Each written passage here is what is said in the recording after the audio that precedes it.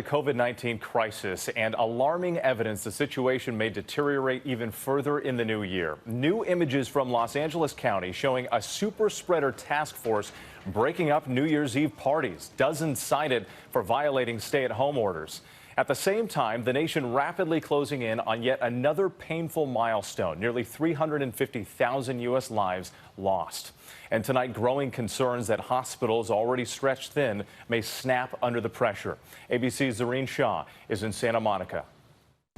Tonight, health experts fearing huge holiday gatherings like these could become super spreader events, sparking a surge on top of an already devastating surge. Video posted to social media of this big indoor party at the Greenbrier in West Virginia, drawing criticism tonight. And this New Year's Eve party at Mar-a-Lago with President Trump's son, Donald Jr. Florida Representative Omari Hardy tweeting about that video saying, "I'll be reaching out to folks at Palm Beach County to ask why we weren't ready to enforce the mandate here." Here in Los Angeles, officials shutting down at least 5 big parties. It's almost unfathomable to me that these events are still happening.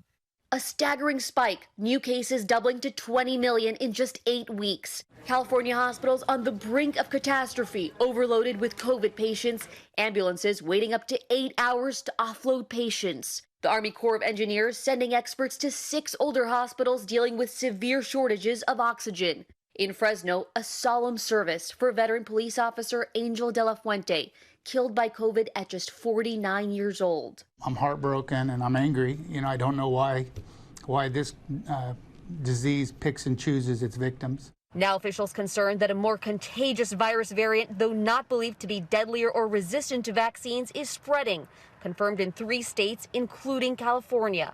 More than 100,000 Americans fighting the virus in the hospital for 31 straight days. North Carolina battling a record surge. Officials now building this field hospital to ease the system's burden. It has everyone on edge, and it makes me a little anxious thinking that possibly Lenore could be the next epicenter. In Massachusetts, this field hospital filling up with COVID patients. The central part of the state seeing a 60% increase in hospitalizations since Thanksgiving. Just over the past 3 days, we've surpassed the number of patients in the hospital that we saw in the spring.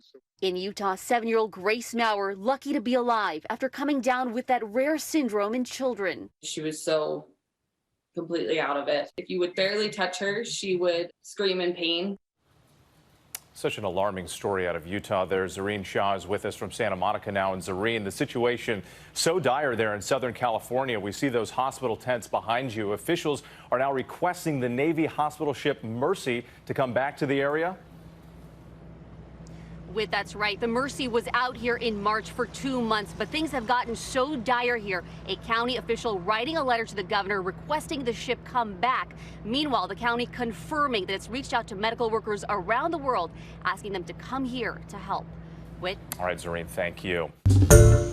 Hi, everyone. George Stephanopoulos here. Thanks for checking out the ABC News YouTube channel. If you'd like to get more videos, show highlights, and watch live event coverage, click on the right over here to subscribe to our channel. And don't forget to download the ABC News app for breaking news alerts. Thanks for watching.